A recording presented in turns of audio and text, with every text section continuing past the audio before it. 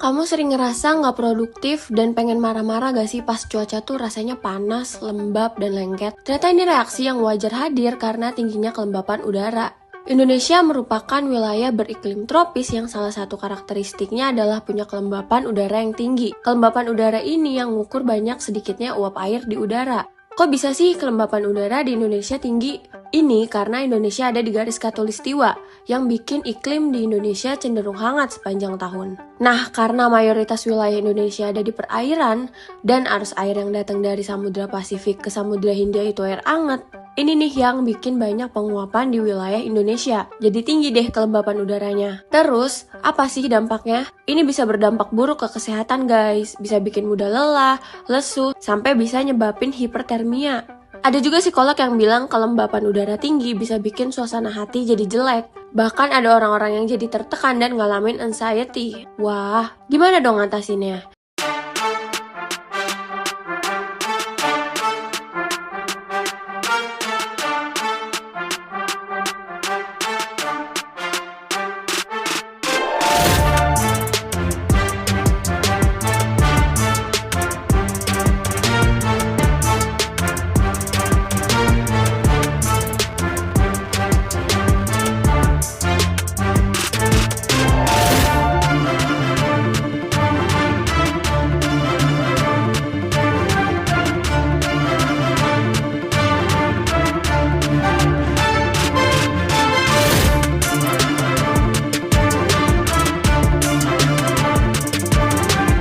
Yang pertama adalah kabel merah yang tersambung di sirkuit utama. Ini adalah kabel dari GND menuju kutub titik di kabel ini.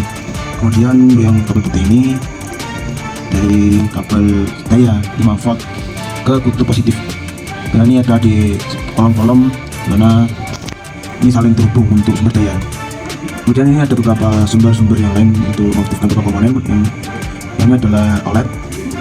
OLED ini juga terhubung dengan ini, ada kabel merah sama hitam di kutub positif negatif.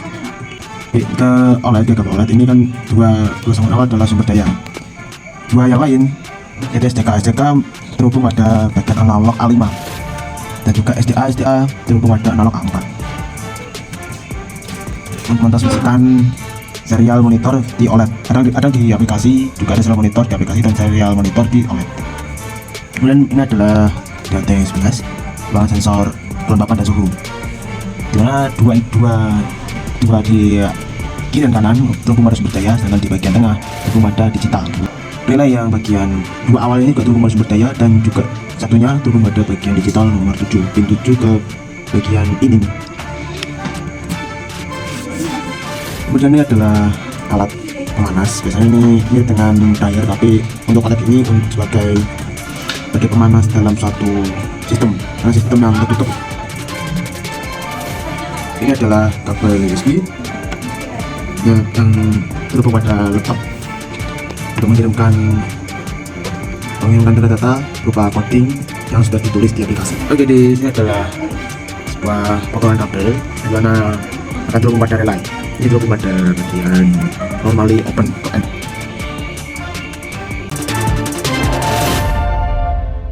Pertama-tama menghubungkan alat ke sumber daya. Lalu sensor suhu akan mendeteksi suhu dan kelembapan di ruangan. Setelah suhu dan kelembapan dideteksi oleh sensor suhu, maka OLED akan menampilkan suhu dan kelembapan. Jika kelembapan di atas 65%, maka relay akan otomatis mengaktifkan